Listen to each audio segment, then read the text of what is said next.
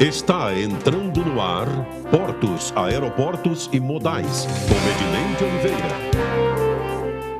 Olá, amigos. Eu sou Ednei de Oliveira e estamos iniciando o programa Portos, Aeroportos e Modais, com o objetivo de debater a questão de infraestrutura e logística do Brasil. E hoje, nesse reinício, nós temos aqui pessoas especialíssimas na minha vida, né? E para o Rio de Janeiro, para o Brasil. Temos aqui o Ricardo Salles, que é o vice-presidente da Associação Comercial do Rio de Janeiro, e o âncora do RJ Mais Negócio, que é o podcast da Associação Comercial, no qual eu tenho uma honra muito grande de dividir com ele hoje esse podcast, e esse reinício tinha que ser assim, um amigo e com um trabalho fantástico que está sendo feito para a Associação Comercial, para os empresários do Estado do Rio de Janeiro. Temos aqui também o comandante Marcelo Felipe, né? Subsecretário adjunto da Secretaria de Economia do Mar, que tem feito um trabalho fantástico, que hoje é o nosso convidado especial também, e a Ágata, que é a Agata, né, que é da Autoridade de Desenvolvimento Sustentável do Estado do Rio de Janeiro, e que nos brinda também com a presença para que possamos hoje aqui debater esse assunto interessantíssimo para todos do Brasil, de infraestrutura, logística, social, ambiental, enfim. E gostaria de começar aqui o nosso amigo Ricardo, que desse o seu... Ednei, eu gosto muito dessa ideia de você voltar a falar sobre o tema, porque existem vários canais que tratam, e muitos que tratam de forma superficial. Eu acho que essa oportunidade da gente ir lá, falar com o comandante, entender exatamente como funciona e criar essa exposição, que é uma coisa muito parecida com o que nós queremos no Centro de Negócios, trazer a clareza de como que isso funciona, como é que esse jogo é jogado, é muito bom. Muito bom. E economia do mar é um assunto importantíssimo para o Estado do Rio. É uma forma da gente estar unindo o oceano, economia e sustentabilidade e fomentando negócios aqui no nosso estado. E é uma honra, né, ter a presença do nosso comandante aqui. E, comandante, se você puder se apresentar um pouco para a gente, contar a sua jornada, como que esse tema de economia do mar chegou na sua vida. Bom, primeiro agradecer o convite, a gente poder estar nesse primeiro programa, né, de retomada do Portos, Aeroportos e Modais. Portos, Aeroportos e Modais. É realmente uma honra para a Secretaria de Energia e Economia do Mar, uma secretaria nova, foi criada em 2023, o início do segundo mandato do nosso governador, que, com uma visão estratégica brilhante, visualizou DNA do Rio de Janeiro, a economia do mar. Somos o maior produtor de óleo e gás do Brasil, 85% da produção de óleo, de petróleo no Rio de Janeiro, 75% de gás. Se fôssemos um país, seríamos o 10º produtor de petróleo. E fora o óleo e gás, o Rio tem o DNA da economia do mar. Então, estaleiros, eu dou um número aqui, dos 48 estaleiros de grande e médio porte do Brasil, 24 estão no Rio de Janeiro, vários desativados. Então, a Secretaria nasce com essa pegada de fomentar o emprego, renda, geração de alimentos através da pesca no nosso estado, através de políticas públicas, que a gente vai ter a oportunidade de falar um pouquinho aqui.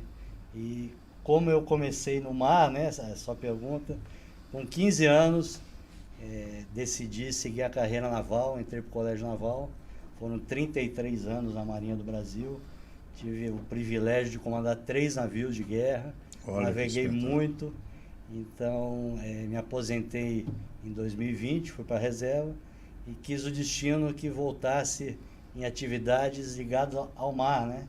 Que o nosso amor pelo mar é assim, de uma vida dedicada a ele. Eu te garanto que o destino é pela competência, né? Porque quem tem competência, o destino sempre chama, principalmente um estado como o Rio de Janeiro, que você disse muito bem. O estado do Rio de Janeiro é o estado que mais tem portos no Brasil. Nós temos hoje em torno de 10 portos ativos e de grande porte, com um movimento considerável. Então, e uma costa marítima muito grande, né? Tudo começou na questão portuária, né? A abertura dos portos brasileiros em 1808, não é isso? Isso, a chegada foi da aqui, família real. Da família real, foi o Rio de Janeiro. Então, o Rio de Janeiro ele tem essa vocação natural para a questão portuária, né? E foi muito feliz essa criação do governador, da Secretaria do Mar, especializada nisso, porque a economia do mar, foi feliz até no nome, né? Porque é uma riqueza fantástica que o mar gera, né? Não é só pescador, nós temos hoje as plataformas que geram milhares de empregos com profissionais de alta capacidade técnica, que requer muito estudo. A Petrobras, a sede aqui no Rio de Janeiro, que tem as grandes explorações, maior parte exploratória dela hoje é no Rio de Janeiro. E nós tivemos a alegria também, na questão de mar, de buscar o petróleo em águas profundas, que nós dominamos, a Petrobras domina a grande tecnologia, que é a riqueza do mar, né? E um ponto importante do que você está dizendo, Ednei, é que a forma de explorar o petróleo no Brasil, em águas profundas, ele permite um impacto de carbono 20% ou em torno de 20% menor do que de águas rasas, que é a grande parte da exploração que acontece no resto do mundo. Então, até nessa matriz fóssil, nós somos eficientes e muito eficientes, porque 20%, quem conhece de engenharia, sabe que é uma jornada gigante para você alcançar 20% de eficiência em alguma parte. No impacto de carbono, então, não precisa nem falar, né? Exatamente. A gente vive a década dos oceanos, né? Então o pessoal vai falar, então a economia do mar é uma coisa recente? Eu digo não. Tá? Eu vou me arriscar a dizer que só fomos descobertos, o Brasil só foi descoberto graças à economia do mar. É verdade, Porque é verdade. a gente vai lá para o século XIV, né? Escola de Sagres, em Portugal, um grupo de pessoas não muito grande resolveu o quê? Inovar na indústria naval, né? Construir as caravelas, as grandes navegações, métodos de navegação astronômica. Então, via a economia do mar, se fizeram ao mar e descobriram o Brasil, que é esse país maravilhoso. Ou seja, a economia do mar é importante há muito tempo. E vindo ao Rio de Janeiro, né, que teve essa visão estratégica de criar uma secretaria dedicada a isso, a gente, apesar de ser o terceiro menor estado em área, a gente tem o terceiro maior litoral. A gente só perde aí para Bahia e Maranhão. Ou seja, é uma riqueza... É o terceiro maior, mas o mais bonito. Sem dúvida. Terceiro menor, com o terceiro maior litoral e o mais bonito, e o sem primeiro, dúvida. sem dúvida alguma, em beleza. Então... Eu tive uma felicidade, eu sou paulista, né? O comandante também é paulista, né? E eu estou aqui há 25 anos no Rio e tive a felicidade de me encontrar, de encontrar ter essa relação com o mar, com portos, foi aqui no Rio de Janeiro, né? Eu fui convidado para ser secretário de Agricultura, Meio Ambiente e Pesca, em Itaguaí, onde tem um porto. E incrível que, com isso, eu aprendi muita coisa em relação à economia do mar. Por exemplo, e eu tenho certeza que a secretaria, eu queria saber disso, hoje tem muitas pessoas que não têm ideia da exploração econômica que a gente pode fazer no mar. Com fazendas marinhas, com exploração, com criação de ostras, criação de tudo quanto é... Vieira, as nossas... Isso. A nossa sardinha, que é a melhor sardinha do mundo, dizem que são os portugueses. E aí, Ricardo, o que na época eu me recordo, que você pode solicitar o direito de exploração de uma determinada área. Eu queria, não sei se a secretaria tem orientado e tem alguma coisa em relação a isso, porque tem muitas pessoas que às vezes estão passando dificuldade, um pescador com dificuldade, se ele fizer o georreferenciamento de uma área e solicitar isso, ele passa a ser uma fazenda, é uma propriedade dele. Só que ela tem, obviamente, as localizações permitidas, né, para que ele possa, para não atrapalhar o trânsito, o tráfego de navio, etc. Não, e isso também a gente precisa entender que se a gente está querendo ter uma economia do mar, a gente precisa ter um mar saudável, a gente precisa de um oceano saudável. E entender qual é a melhor maneira de estar explorando essa economia do mar, causando o menos impacto possível no oceano, né? Eu vou começar pela Ágata. Você tocou num ponto fundamental. Eu diria que os oceanos são responsáveis pela sobrevivência do planeta. Por quê? Eu faço a comparação que nosso corpo humano tem 70% de água. talvez não por acaso o Criador criou o planeta com 70% de água. Incrível a coincidência, é verdade. Ou não, coincidência ou não. É verdade. Ou seja, no nosso corpo, o aparelho circulatório é responsável por levar os nutrientes, assim como os oceanos são responsáveis por 95% das trocas comerciais entre os países, né?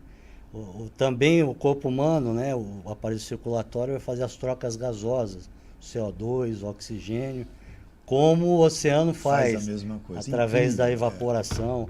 Então eu diria que esse aspecto ambiental, né, cuidar dos oceanos, é cuidar da nossa sobrevivência. Perfeito. É como se cuidasse do nosso próprio corpo. Nosso próprio corpo, fazendo essa relação fantástica. Isso. E sobre a sua pergunta, Ednei, a Secretaria tem a plena consciência de que a cultura oceânica é pouco difundida no Brasil. Verdade. Para muitos brasileiros, mar é praia, né? Eu brinco, tem aquela estátua do Carlos Drummond de Andrade em Copacabana, está de costa para o mar. A gente está até querendo lançar uma campanha no Dia da Amazônia Azul, que é o nosso mar territorial, virá-lo por um dia. Vamos ver se a gente consegue com a prefeitura, para conscientizar, porque o mar é muito mais do que praia, né? São riquezas imensuráveis. Você citou a possibilidade de fazendas marinhas. Tá? Nós atuamos, tem vários pedidos já. A Secretaria atua junto à SPU, são vários licenciamentos que tem que ser Secretaria de Meio Ambiente, o INEA, IBAMA. Então a gente procura, o foco da Secretaria é política pública e geração de emprego, renda e alimento. Então quando a gente ajuda o empreendedor a atingir um negócio, ele está cumprindo nossa missão. Então a gente tem ajudado vários projetos, iniciativas de aquicultura, né, junto a esses órgãos que eu comentei, para poder cumprir essa tarefa de viabilizar novos negócios no mar, né? Deixa eu te fazer uma pergunta. Por que isso parou a economia do mar? E a minha provocação é até um pouquinho mais forte. Eu acho que devia ter uma secretaria só para a economia do mar independente. Por que parou na Secretaria de Energia? Por conta de uma facilidade de entendimento do então secretário? Por que parou? Porque é muito mais do que a geração das eólicas ou geração por conta das ondas. Por quê? A nossa secretaria, ela é oriunda, ela foi criada em 2023, né? Em janeiro, no início do segundo mandato, é oriunda da Secretaria de Desenvolvimento Econômico, Indústria e Comércio.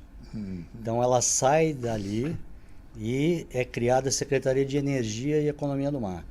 Quando a energia é criada no mar, né, óleo, petróleo extraído do mar, eólicas offshore, também é economia do mar. Mas a gente cuida também de outras áreas da energia de terra. Então a Secretaria tem essa abrangência. Cito um exemplo, criamos em 2023 um centro de gerenciamento de riscos e emergência em energia. A gente monitora a falta de energia, por exemplo, em hospitais, em estruturas críticas, e a Secretaria procura antecipar o problema para atuar na solução. Então a gente, além da economia do mar, que em muitos casos engloba a energia quando é feita no mar, a gente cuida da energia, ou seja, ela nasce junto, cuidando dessas duas áreas. Eu diria que ela é mais economia do mar e com amplitude para olhar para a energia para além do mar do que da energia. Exatamente. Por isso, Ricardo, que a Senemar ela tem uma forte sinergia com várias outras secretarias, né, e com vários órgãos também de diversos setores da sociedade. E tem também a Sedemar, que é uma comissão maravilhosa que quando a Senemar ela abre as portas, né, para poder escutar, para poder promover trocas, né? Exatamente. Obrigado pela ótima pergunta. A Sedemar, que é a Comissão Estadual de Desenvolvimento da Economia do Mar, ela nasce antes mesmo da Secretaria.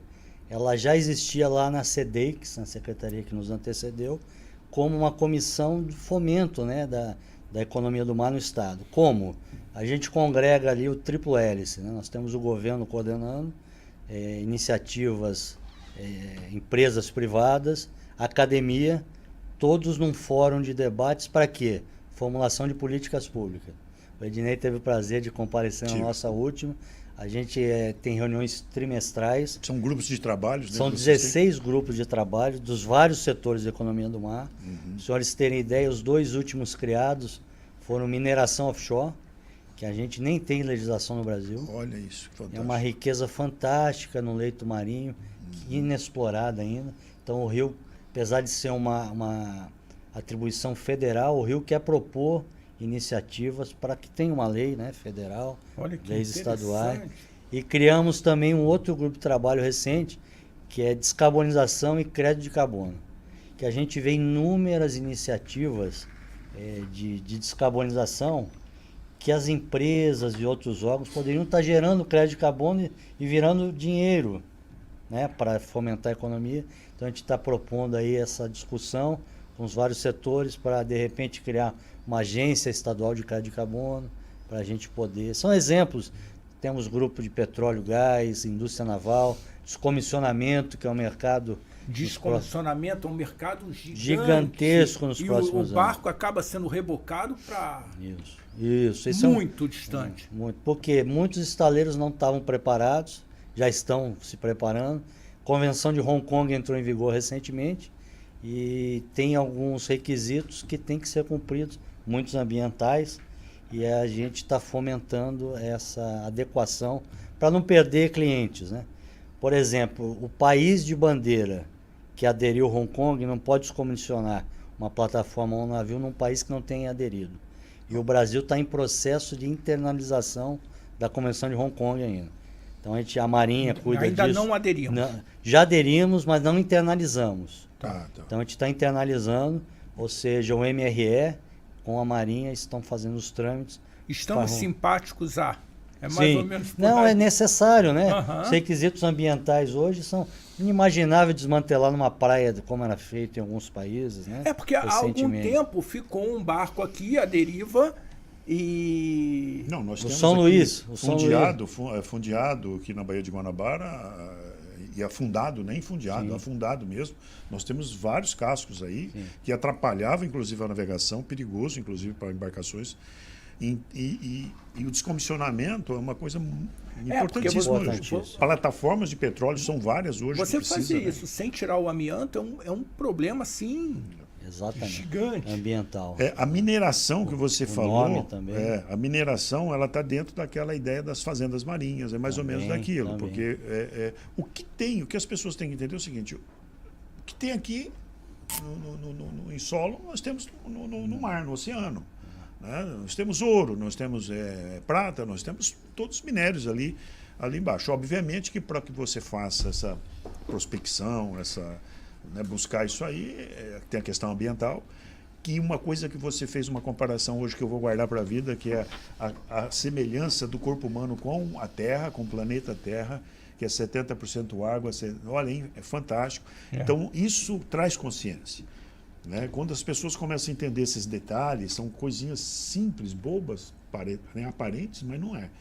É muito importante que as pessoas tenham. Espero que os jovens que estejam nos ouvindo aqui, né, comecem a pensar nisso. Só me deu um gancho agora, eu não posso perder a oportunidade. Eu vou querer fazer uma pergunta para você de jovem. Só falou em jovem. Do velejar vou falar. do curso. A né? Secretaria, tendo essa consciência que eu falei da cultura oceânica pouco difundida no Brasil, a gente lança um programa chamado Jovens do Mar. Lindo, Deixa lindo eu esse primeiro programa.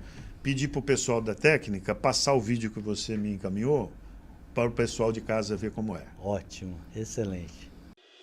A Secretaria de Estado de Energia e Economia do Mar lançou o programa Jovens do Mar, uma iniciativa inédita que conecta estudantes da rede pública ao futuro da economia azul.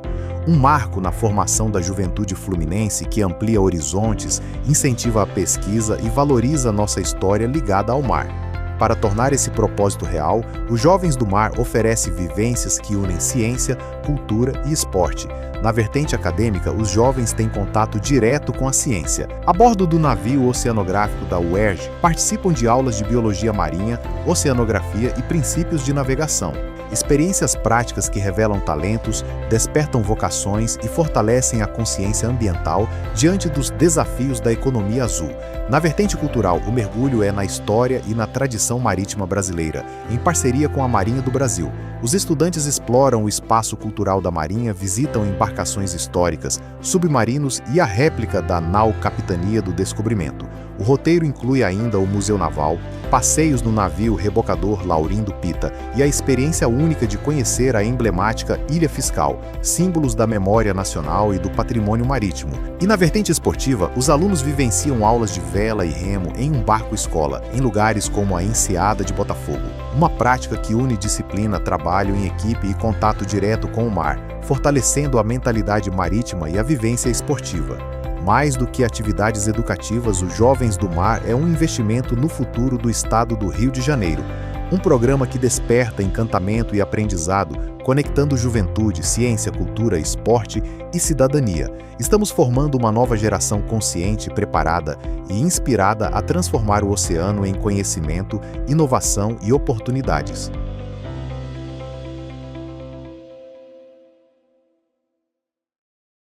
Esse programa foi lançado recentemente pela Secretaria. Ele tem 3 pilares, 3 vertentes, né? Uma cultural, nós assinamos um memorando com a Marinha do Brasil, que nos cede o espaço cultural da Marinha. Tem museu, tem navio-museu, tem submarino, tem aviões. Então, os jovens da rede pública, inicialmente, visitam o espaço cultural da Marinha, conhecendo um pouco da nossa história, da importância do mar, né? Eu costumo dizer que desde os fenícios, os países, os grandes navegadores, isso, que optaram pelo mar no seu desenvolvimento, prosperaram. Isso não é por acaso.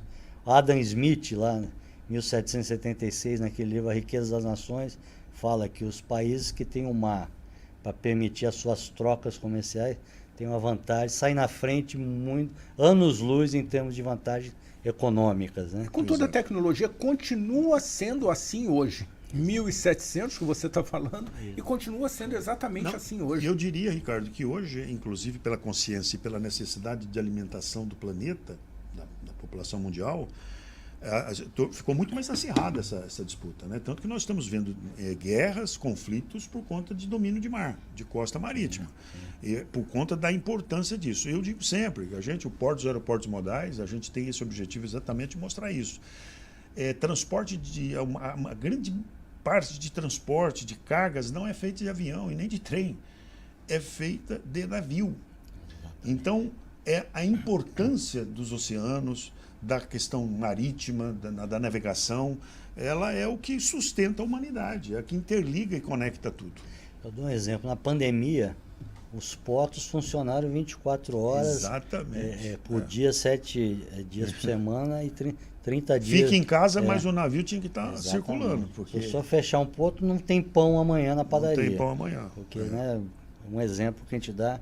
Então é fundamental essa consciência da importância da economia do mar, da cultura oceânica. Aí eu volto para o programa Jovens do Mar. Falei da vertente cultural. Tem uma vertente acadêmica, que a gente pegou o navio da UERJ, Universidade Estadual do Rio de Janeiro, e leva os jovens da rede pública a terem aula a bordo. Muitos nunca tiveram a oportunidade de entrar no navio. Aí entram no navio, tem aulas de cultura oceânica, navegação, biologia marinha, tem esse contato com o mar. Esses jovens começa a despertar, né? Eles são selecionados como, esses jovens? A gente abriu para todas as escolas da rede pública, estadual inicialmente, quer ampliar depois para municipal e particulares também. Tem o site, depois eu vou deixar da secretaria o e-mail. Exatamente, a gente agradece essa divulgação, porque eu dou um exemplo, o meu superintendente lá, o comandante Moza, é o superintendente da Indústria Naval e Recursos do Mar, despertou a vocação para a Marinha do Brasil, Marinha de Guerra, numa visita ao navio Museu Bauru, com 8 anos de idade. Olha só. E ele é o coordenador dos Jovens do Mar. Tá. Até me emociono porque... O jovem do mar, por exemplo, se um jovem de Macaé, de Tabapuana, distante daqui da capital, eles quiserem ver, e não tem recurso, são jovens simples, pobres, com recurso... Sem recurso, como que faz? A secretaria ajuda? Podemos, a gente já viabiliza o transporte, né, aqui das mais próximas, e podemos buscar parcerias com as prefeituras para apoiar. A gente quer o objetivo que despertar numa geração toda a importância do mar para a sociedade, para o nosso desenvolvimento. Eu tenho uma ideia e uma sugestão para fazer aqui, para a Secretaria do Mar. Da gente fazer um podcast semanal ou quinzenal E a gente, nosso estúdio é grande, tem espaço para adolescentes, para jovens ficarem aqui, e a gente chamar esses jovens também como parte desse incentivo que a Secretaria oferece para os jovens de conhecimento, de participar de um debate desse, de uma conversa incrível, dessa. adorei a ideia, nossa. Excelente. A gente já tem buscado iniciativas como essa, até agradeço a oportunidade. Vai ter agora no Museu da Manhã, daqui a uma semana ou duas, Rio Ocean Week. Rio Ocean Week. Essa O que nós vamos buscar? Um painel para falar de cultura oceânica e trazer os jovens do programa Jovens do Mar para assistir. Ou seja, se a gente conseguir um espaço aqui com os senhores para esse debate, e como vocês viram no vídeo que passou, a terceira vertente é esportiva. Essa realmente é um dos orgulhos, porque a gente populariza o remo e a vela. Vela e remo é uma categoria, uma classe mais elitizada. Eu sou remador. Olha aí. Oi? Eu sou remador. Ai, tá vendo? Conseguimos não com a frequência que eu gostaria. já estamos com um barco escola. Tem outro aqui. Tá, que quebra um paradigma.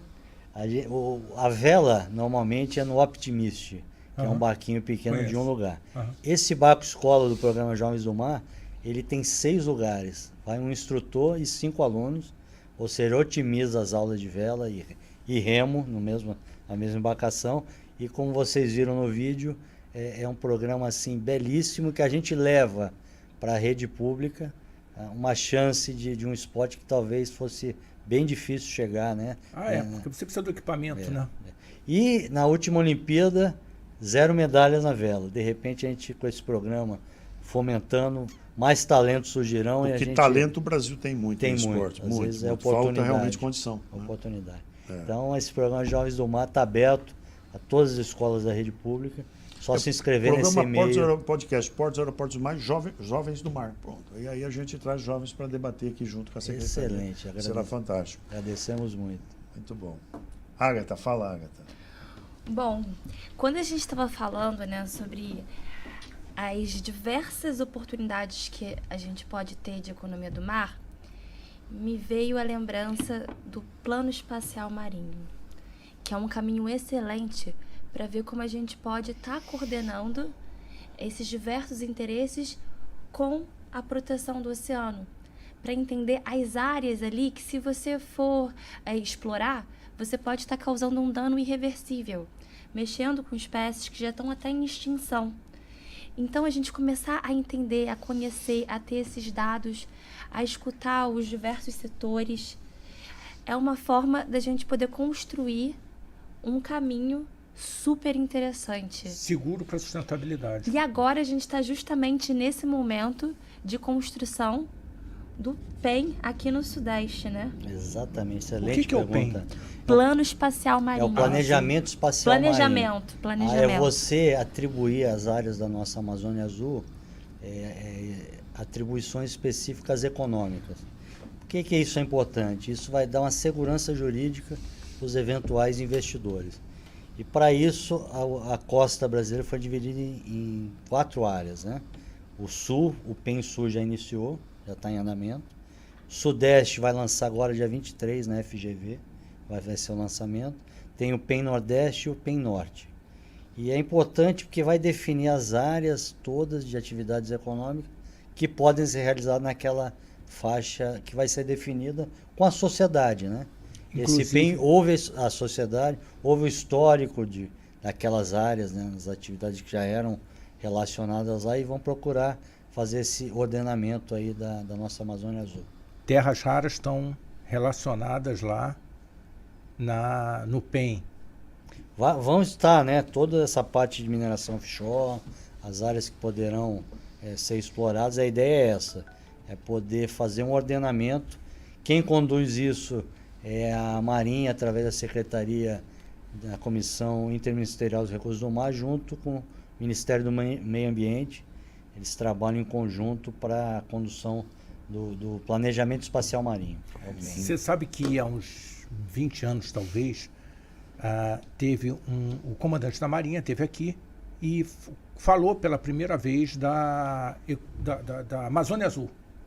Da Amazônia Azul. E aí, nós na associação, eu vou dizer que, assim como eu, vários boquiabertos, do potencial que era e dessa descoberta e espantados, assim, como é que a gente nunca pensou com essa ótica nesse potencial que é a Amazônia Azul, maior do que o território nacional.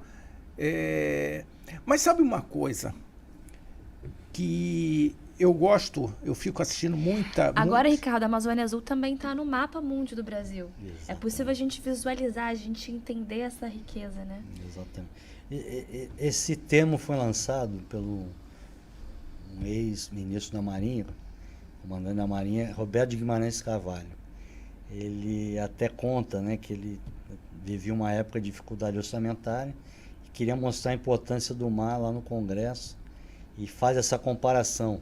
A Amazônia Azul tem 5,7 milhões de quilômetros quadrados, praticamente a Amazônia Verde, né?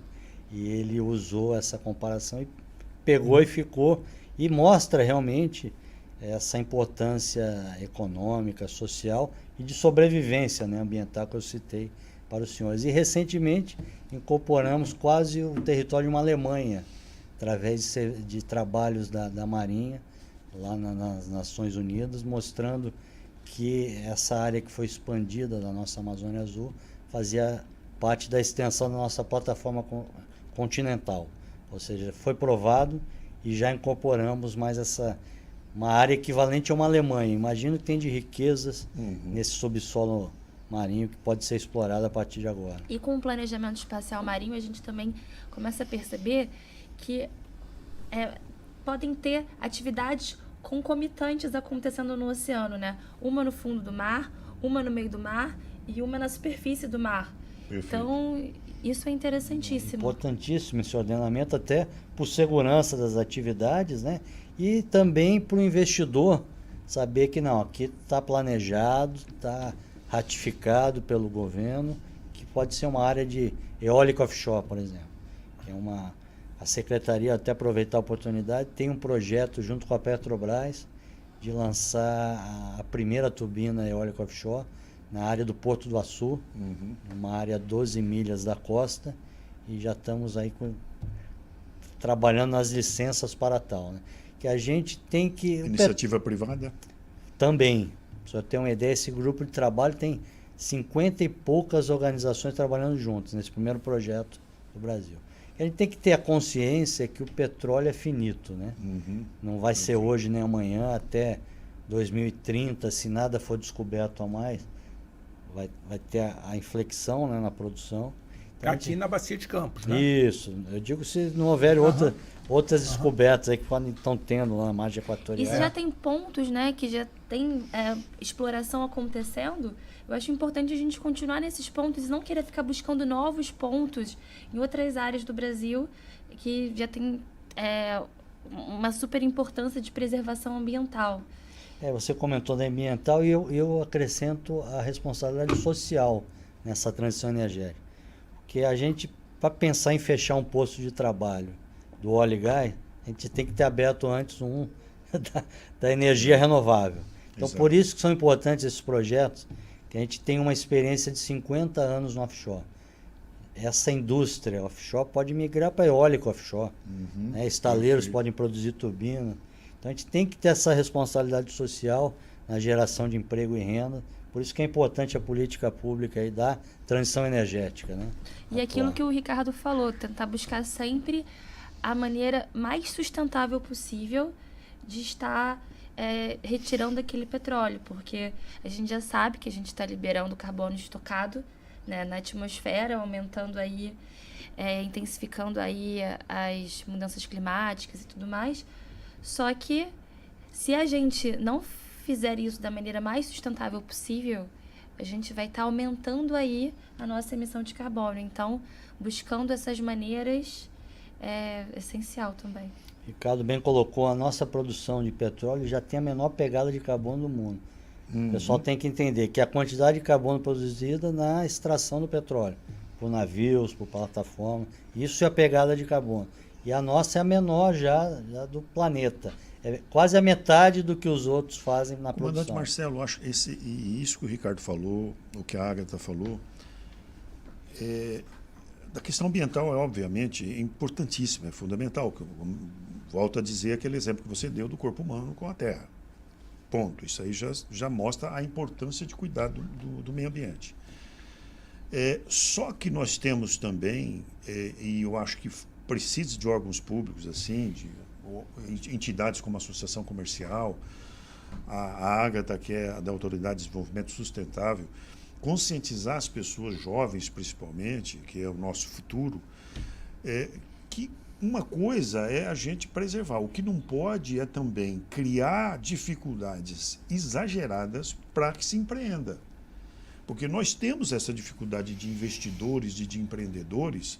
Eu vou dizer que um exemplo atual, que é lá na Foz do Amazonas, que temos o maior reservatório de petróleo do Brasil, e pode ter certeza que é o mesmo que a Guiana, Suriname, Guiana e Venezuela estão e a costa sugando. Da África tem. E nós aqui acreditamos em histórias que vêm de fora, dizendo que ali vai atrapalhar, estragar. Sendo que nós temos, como o Ricardo falou, a Petrobras com a maior responsabilidade ambiental que tem no planeta de prospecção de petróleo. Ô, Ednei, você sabe uma coisa interessante? A gente se assusta com quem tem cuidado. A Petrobras é uma empresa que tem um cuidado muito grande no seu processo. A Eletrobras tem um cuidado, a Nuclebras tem um cuidado gigantesco. Aí a gente fala, não, a nuclear é perigosa. Então, Ricardo, mas Peraí, isso... como assim? Por quê? Você não está misturando o Então, samba mas todo? esse é o ponto. Esse é o ponto, comandante. Que eu acho que nós que nos comunicamos, uma instituição que tem um relacionamento com jovens, enfim, conscientizar as pessoas, valorizar o que nós temos no Brasil. Nós somos hoje um país que mais preserva no planeta. E somos bombardeados de informações na imprensa, e às vezes a imprensa brasileira acaba fortalecendo essa narrativa que prejudica o investimento e geração de emprego. Porque, como você disse, o petróleo daqui a pouco é finito, acaba, nós temos que pensar no social. As pessoas continuam e está crescendo a população.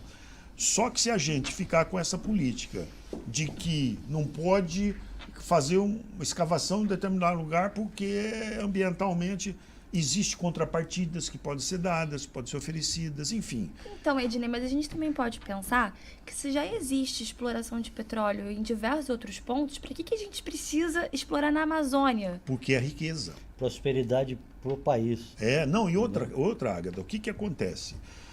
Se nós não estamos pegando e os outros países estão puxando, porque a reserva, o lençol embaixo é o mesmo.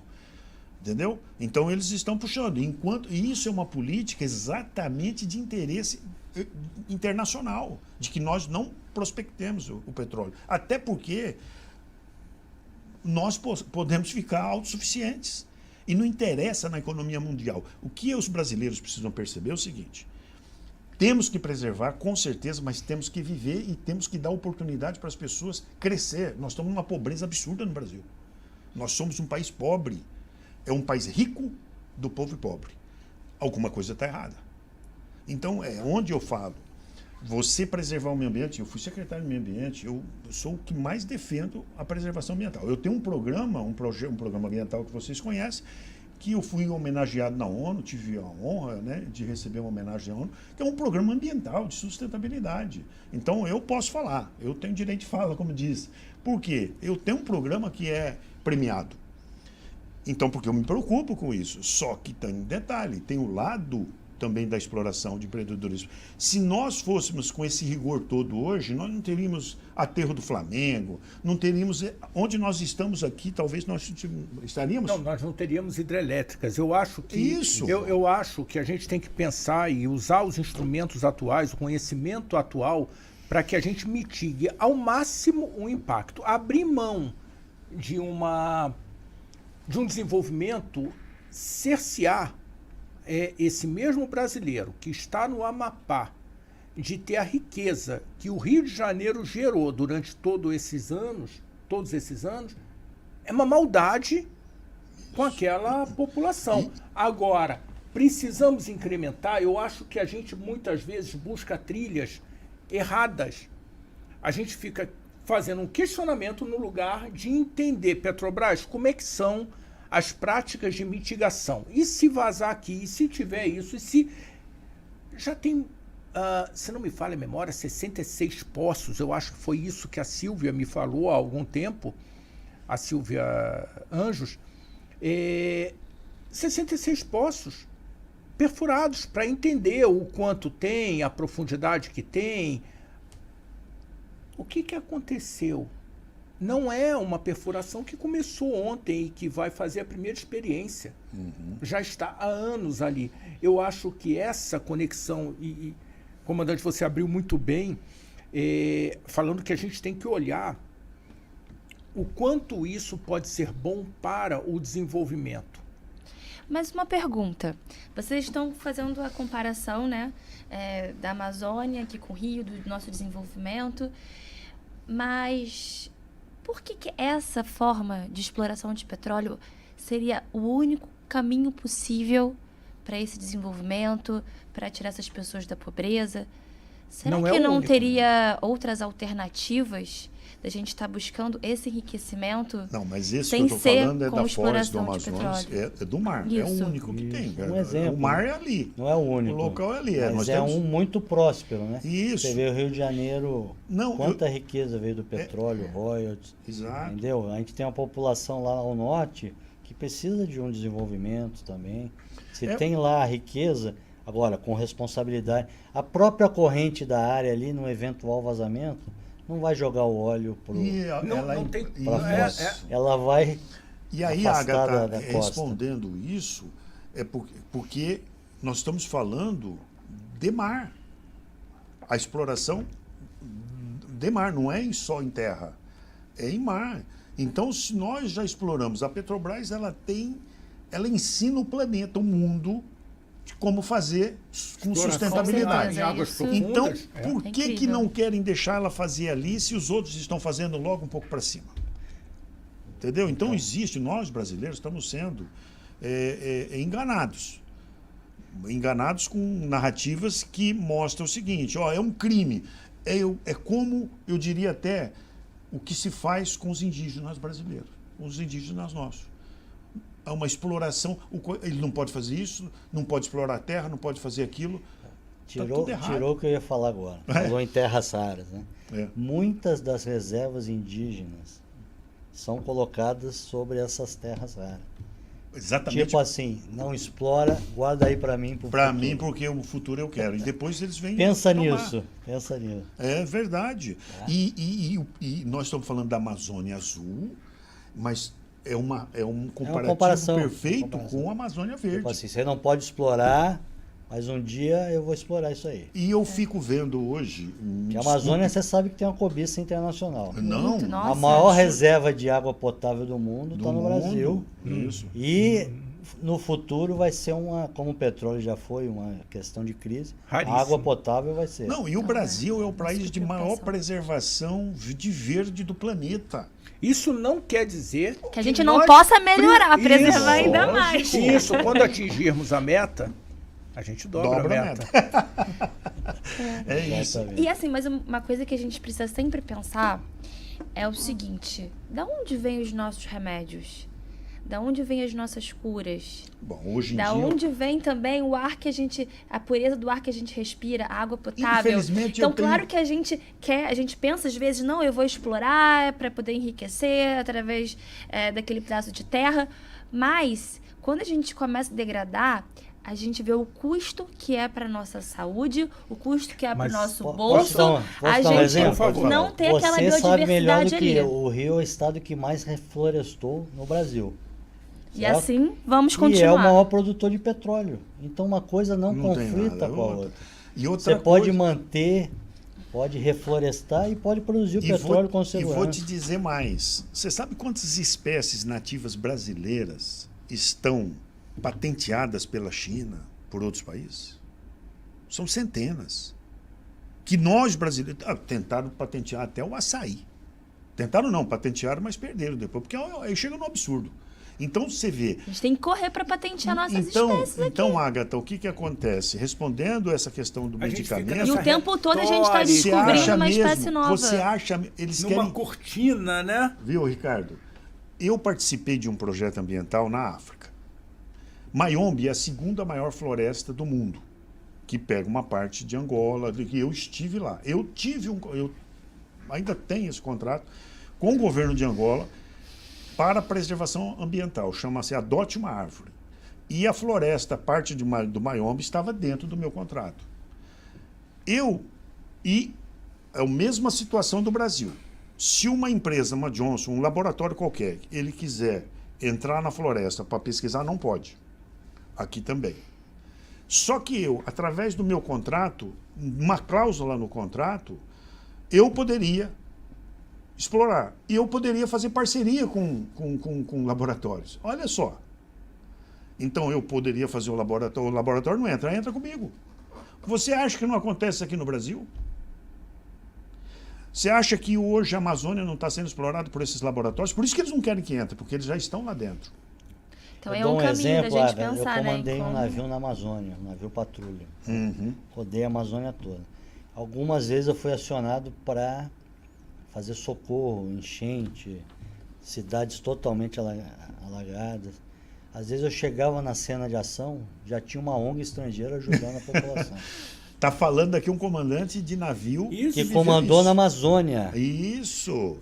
Olha, gente, é fantástico ouvir o testemunho de quem comandou um navio na Amazônia.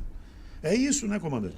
Esse é um papel nosso. Eu tive conversando, Agatha, há muito tempo pela CACB, que é a Confederação das Associações Comerciais do Brasil, com eu tenho que buscar o nome dele, que eu estou cometendo um pecado, já falei isso outras vezes, um deputado federal que estava liderando, ele era do Piauí, liderando a questão há algum tempo dos royalties do petróleo, quando houve a discussão se o royalty deveria ser compartilhado com todo o país, uma vez que é um bem nacional.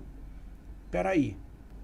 Qual é a razão do royalty? Não é uma compensação? O Piauí teve algum impacto negativo quando a exploração foi no Rio de Janeiro? Não. Aí ele virou para mim, pegou a Constituição, já marcadinha, ele tinha lá não sei quantos, uma caixa de Constituição marcadinha, pediu a menina, ela voltou com a Constituição, me deu, falou assim, abre aí nessa marca. Eu abri, aí ele falou assim, leia por gentileza, e falou para compensação. Eu falei, sim, compensação, foi o que nós estávamos falando. Ele falou, e vocês lá no Rio de Janeiro estão usando o royalty para quê? Para pagar a folha? Para fazer obra que não em Macaé, nas regiões de impacto, não em Saquarema, não em Campos? Como assim? Então, por que eu não tenho direito? Ele estava coberto de razão. No lugar da gente olhar onde esse royalty está sendo investido, a gente abre uma discussão que não deve se explorar. Eu acho que nós, sociedade, discutimos discussões vazias, no lugar de discutir questões que são fundamentais para o desenvolvimento, sabe, Agatha? Eu acho que a gente tem que olhar mais como empreendedores o nosso país, aí a coisa avança de uma forma melhor. Não, e o Ednei, ele trouxe um ponto que eu achei super interessante, que é a questão das nossas patentes. A questão de como que a gente pode estar transformando o conhecimento em riqueza, a gente pode estar conhecendo melhor nosso território. Inclusive, quando a gente tem uma floresta clímax, a gente tem uma série de espécies que numa floresta que está sendo replantada naquele momento, a gente não vai ter. Então, é importante que a gente possa conhecer melhor o nosso território. É importante que a gente tenha esse investimento em ciência, em educação, porque é uma forma também da gente estar se desenvolvendo, achando curas na nossa floresta, achando curas no nosso mar. Eu acredito que a floresta tem cura para tudo. Muito. Vamos encontrar ainda muito. E aquilo que a gente estava falando, né, da comparação do ser humano com o mar, é interessante a gente também pensar que qual é a divisão entre o que sou eu, que é o outro, que é a natureza. nós somos interligados, né? Nós também somos natureza. Então, é super importante a gente pensar no valor também de cada espécie, porque tem todo um equilíbrio ecossistêmico. Então, é interessante a gente poder valorizar. Claro que é importante a gente se desenvolver em diversos sentidos, no conhecimento, também na busca de uma melhor qualidade de vida. O saneamento é importantíssimo. Hoje a gente está até tendo uma série de experiências com o governo do estado, que quando a gente está despoluindo a Baía de Guanabara, a gente começa a ver ali a economia do mar crescendo. Ter mais espécies de peixe, ter mais espécies de camarão, diversas atividades. O turismo azul também, né? Isso que aí é uma que você outra falou atividade da Baía de econômica Guanabara, e importantíssima. aí eu quero perguntar para o comandante, Marcelo, a Baía de Guanabara, a gente sabe que o esgoto ainda não está totalmente resolvido, né? O problema do esgoto, desse enxovalhamento que fazemos aqui no nosso querido oceano, né? Nosso querido mar aqui, nas 70% do nosso corpo aqui. Mas com alegria a gente diz que já melhorou muitíssimo. Muitíssimo. Isso é fato. Mas a gente tem, enfim, nós temos que mudar bastante, melhorar bastante. Tem.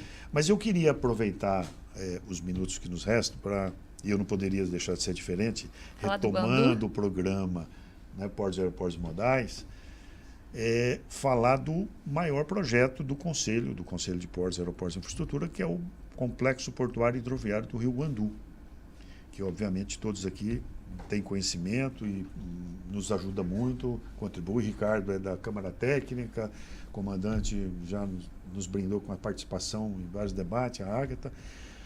E eu vou passar o vídeo agora do complexo portuário, que é uma proposta nossa para que a gente possa interiorizar o canal, o mar ali na Baía de Sepetiba. É uma interiorização do porto de Itaguaí para dentro, chegando até Japeri. Então são 43 quilômetros de extensão do canal do Rio Guandu, né, que sai da foz ali da Baía de Sepetiba, do porto de Itaguaí, subindo com uma extensão de 43 quilômetros até o arco metropolitano. Então, o objetivo nosso é a geração de emprego e renda. Eu vou passar o vídeo e depois a gente bate um papo a respeito. Beleza?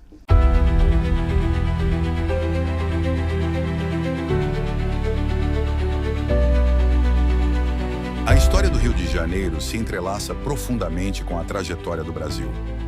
Desde o período colonial, sua geografia estratégica transformou a cidade em um dos principais portos de entrada e saída do país. Um verdadeiro ponto de encontro entre o território nacional e o mundo. No século XIX, a chegada da corte portuguesa e a expansão do café consolidaram o Porto Fluminense como o epicentro da economia brasileira. Pelo rio circulavam riquezas, mercadorias, tecnologia e, acima de tudo, poder. Hoje, o porto segue como um elo vital, mas enfrenta desafios estruturais. O crescimento urbano acelerado, a saturação das vias e a necessidade de soluções logísticas mais modernas exigem rotas integradas e descentralizadas. Nesse contexto, o Condeports apresenta um projeto de grande impacto: a criação de um complexo portuário e hidroviário no eixo do rio Guandu. Um novo corredor logístico no coração do estado, capaz de conectar polos industriais ao litoral com mais eficiência e menor custo. O rio Guandu atravessa municípios de forte presença industrial e acesso direto a importantes eixos rodoviários, como a BR-116, BR-101 e o Arco Metropolitano. A implementação de terminais intermodais ao longo desse trajeto tem potencial para gerar milhares de empregos diretos e indiretos, impulsionando o desenvolvimento de novas zonas econômicas. Para o setor empresarial, trata-se de um novo eixo de competitividade. Para o Estado, uma oportunidade única de equilibrar o crescimento regional e estimular investimentos estruturantes de médio e longo prazo.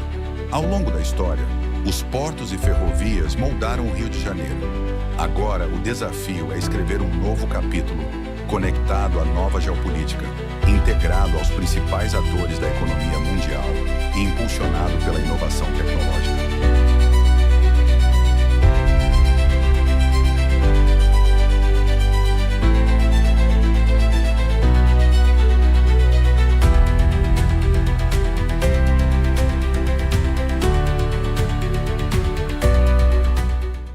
Então, como nós vimos no vídeo, uma coisa importante para dizer, nós temos nesse projeto um slogan que eu acho que resume bem a nossa proposta. Empresário coloca o navio no quintal da tua empresa. Então, se ele produz, porque o custo operacional de logística é o que tira ou dá competitividade para um industrial, para um empresário que produz. Se ele produz lá no Vale do Paraíba e ele vai trazer para cá, para o porto do Rio de Janeiro, ou para o Porto de Santos, que são as opções que ele tem transporte, ele tem logística, ele tem custo. Então eu convido esse empresário para colocar o navio na frente dele ali, para trazer a indústria dele para cá. Vai gerar emprego e renda para o Estado. A Baixada Fluminense é a maior concentração de pessoas aqui na região metropolitana. Baixada Fluminense, Campo Grande, Santa Cruz é onde tem o maior volume de pessoas. Que esse trânsito de manhã cedo, a gente conhece a Brasil, que é um engarrafamento, linha vermelha, linha amarela, porque as pessoas vêm, né, no trânsito para trabalhar. Então a ideia nossa, a nossa proposta com isso aí é criar oportunidades para empresas que, inclusive tancagem, né, de granel líquido, que é, por exemplo, combustível, hoje você não tem um espaço no Porto de Santos nem no Porto do Rio, na região sudeste, para você descarregar um navio de combustível. E é aqui onde está o centro consumidor, é a região sudeste. Então, como vocês conhecem, eu gostaria de colocar isso aqui. O comandante esteve lá e por ter sido comandante de 3 navios, então nós estamos falando de um porto. A gente não falou de cabotagem, né, Ednei? Isso, Ricardo, exatamente. Cabotagem, uma coisa é você chegar com os grandes graneleiros, os post-Panamax, poderem chegar ali naquela região que tem um calado, é rocha no fundo, tem um calado que vai ficar lá, acredito que por toda a eternidade, disponível, e fazer o resto dessa mais de uma milha, mas fazer isso para o Rio de Janeiro, fazer isso para Santos, que a gente está no centro de consumo, faz isso por cabotagem pela costa. Uhum. Isso é excelente, ou até mesmo chegar por cabotagem no aeroporto para fazer isso, porque o aeroporto está dentro da Baía de Guanabara, né? Não, o projeto é belíssimo, né? Falei desde a primeira vez que eu tomei contato, torço para que dê certo, para que a gente supere as dificuldades aí. Uhum. Investidores, eu já vi que tem muito interessado. Bastante interessado. Então isso já nos anima demais. E você criar espaços de terminais numa área que está saturada é fomentar a economia, desenvolvimento econômico. Comentamos da possibilidade de uma ZPE. Isso. Eu viajei 2 vezes à China e aprendi lá que a China virou o que é de 40 anos para cá por causa de ZPEs. Uhum. Criaram acho que 5 ZPEs e o país começou a se desenvolver de uma maneira impressionante. Então a gente criar essa logística, tentar associar a uma zona de processamento de exportação com benefícios fiscais. Esse é o objetivo nosso. Eu acho que vai fomentar a Baixada Fluminense de uma maneira tal que vai ficar difícil competir. Exato. É uma das nossas propostas, né, de criar, falamos com o Elson Braga, que é um especialista nessa questão de ZPE, o presidente da Associação Nacional de ZPS, auxiliou o Congresso a aprovar essa lei das ZPS, que é a Zona de Processamento de Exportação. O Rio de Janeiro precisa, e essa região aqui, esse local, né, ali é um porto do Rio, a Baixada Fluminense, né, precisa de uma ZPE, que é uma zona de processamento de exportação. Para vocês terem uma ideia, a ZPE você não é isento de imposto, né, quando você traz, e também para exportação. Tem vários benefícios. Vamos lá brincar como uma zona franca, quase que uma zona franca. E isso vai gerar uma riqueza muito grande. E o que o Ricardo falou da questão da cabotagem, eu sempre digo o seguinte, é um sonho das pessoas nessa área de navegação, comandantes de navio, com certeza, pessoas dessa área marítima, de mar, de estimular a cabotagem no Brasil. E nós nunca conseguimos implantar, com 8.000 quilômetros de costa. E eu aponto a ferida e o problema. É a falta de um porto concentrador de cargas. Mas não adianta ter um porto concentrador de cargas no Nordeste, porque inviabiliza depois também você trazer. É onde está o centro de consumo, É onde o né? consumo, 70%, eu digo para você, está aqui, é a região sudeste. Então, se um petroleiro atracar no Espírito Santo já inviabiliza. Lá eu tenho área para descarregar um navio de petróleo. E vai fazer o refino aonde? Como que traz, para fazer o refino, e como que traz para o centro de consumo? Já inviabilizou, porque você põe 10 centavos, 15 centavos a mais de custo por litro, você já inviabilizou aquela operação. Então, essa oportunidade que nós temos no Rio de Janeiro, que a natureza nos brindou, né, com esse Baía de Sepetiba ali, com a Restinga da Marambaia, né, tornando aquela área abrigada, e de frente saiu um rio fantástico desse, que foi navegado pelos jesuítas já, então não é uma novidade. Descobrimos, né, colocamos ovo em pé. Não, os jesuítas já navegavam lá atrás.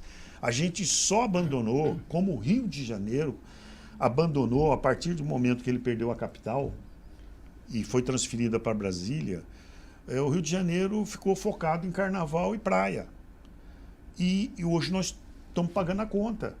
Um estado com a vocação portuária, vocação marítima, tanto que a natureza nos brindou desde sempre, porque onde que encontra o petróleo?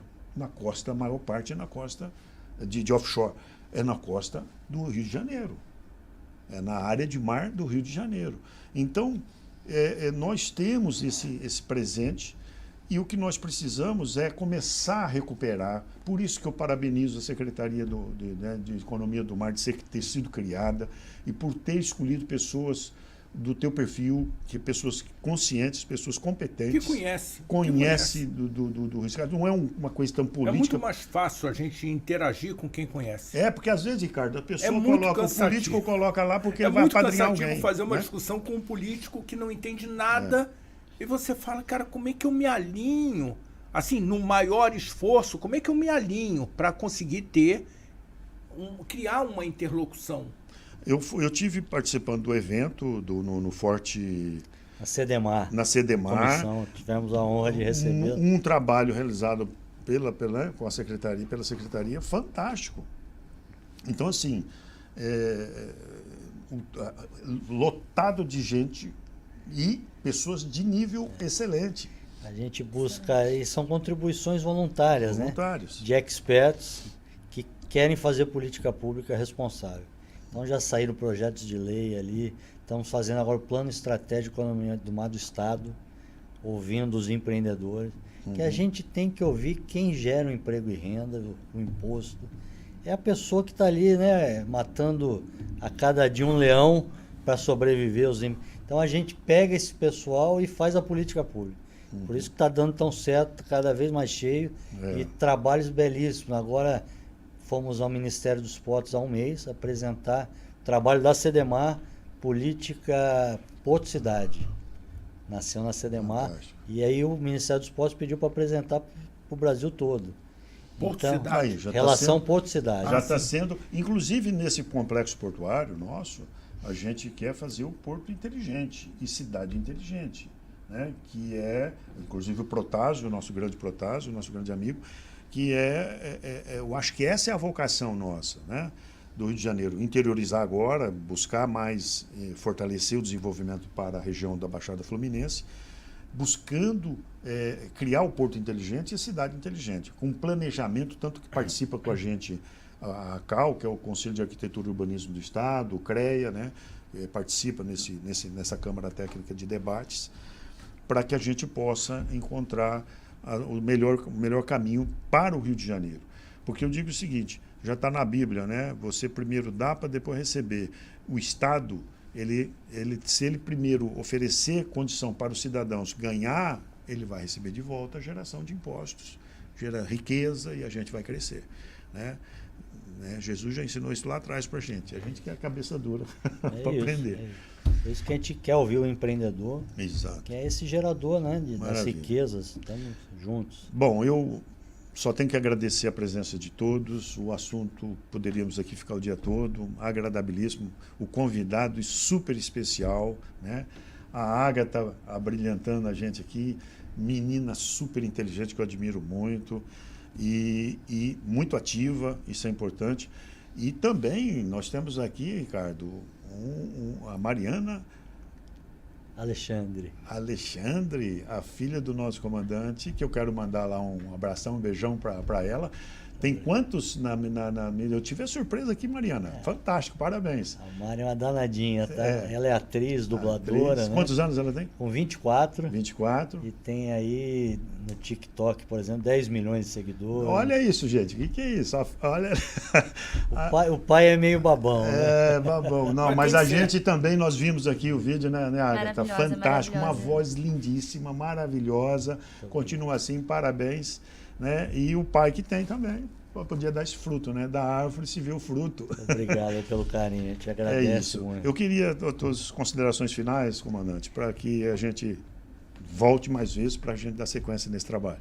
Maravilha. Eu queria primeiro agradecer a oportunidade, divulgar a secretaria, que é uma recém-nascida, né, praticamente, mas tem esse trabalho importantíssimo, que é a economia do mar, a energia no nosso estado. Dizer que as portas lá estão abertas para os empreendedores, para a Cedemar, só viu lá os GTs funcionando a pleno vapor. Uhum. E dizer que o nosso papel é esse, é conectar os atores, né, para fazer a política pública e tentar primeiro não atrapalhar os empreendedores, que já é uma grande coisa, e depois poder remover os obstáculos e tentar ajudar no que for possível aí. Então, obrigado, Cedemar, portas abertas. A gente fica aqui na Presidente Wilson, 231, 19º andar. Quem puder passar lá tomar um café conosco, vai ser um prazer. Obrigado. Dá para sair daqui do prédio, né? E ir andando até lá. Eu vim andando. Agatha. Quero agradecer, né, mais uma vez aqui por estar aqui com vocês. Mais uma conversa, mais um debate. E que venham outros. Quem tem que agradecer, na verdade, somos nós, né, Ricardo? A presença da Agatha sempre, agora do comandante. Ricardão. O Ricardo é um irmão, um grande amigo. E parabéns, Ednei, por você retomar esse programa, porque a gente entende que muita informação de qualidade falta ainda para a nossa sociedade, e acho que você está fazendo um trabalho que vai certamente munir de informação muitas pessoas sobre os portos, sobre aeroportos, a aerotrópole, que a gente tem que conversar, mas até mesmo os modais, e eu já vou deixar uma dica aqui, você tem que falar no próximo programa sobre a EF-118, essa estrada de ferro que sai de Vitória, a estrada de ferro Vitória-Rio, ou Rio-Vitória, que ela é fundamental não para é justo para a nossa sociedade que ela pare em Campos, que ela pare lá em cima. O Rio de Janeiro perde muito, e se o Rio de Janeiro perde muito, São Paulo perde muito, o Brasil perde muito. Então, eu sugiro que no próximo programa você trate disso. Com certeza. Ricardo, você por isso que eu falo, né? Tem que estar sempre presente, porque traz grandes ideias, e eu acho que isso é importante. Essa ferrovia, que é a F-118, que virá de Vitória, o traçado dela é previsto até Nova Iguaçu. Existe uma tentativa de que ela pare em Campos, no Porto do Açu, mas com certeza não vai acontecer, porque ela deve parar exatamente no complexo portuário hidroviário do Guandu. Deve ir até Japeri, não é nem até Nova Iguaçu. É esse o nosso esforço, e vamos, né, trazer aqui. E junto com a RJ Mais Negócio, que é uma força, né, um canhão que tem aqui na associação de comunicação e de dar oportunidade para as pessoas, empreendedores, estar expressando o trabalho dele, as dificuldades, né, a ideia, enfim, os pensamentos, o crescimento, porque hoje nós crescemos muito aqui, todos crescem com um debate desse, com uma conversa dessa, e eu tenho certeza que você de casa também vai crescer bastante interagindo conosco. Né? Eu queria deixar os agradecimentos e dizer que em breve voltamos com mais um Portos, Aeroportos e Modais. Parabéns. Obrigado.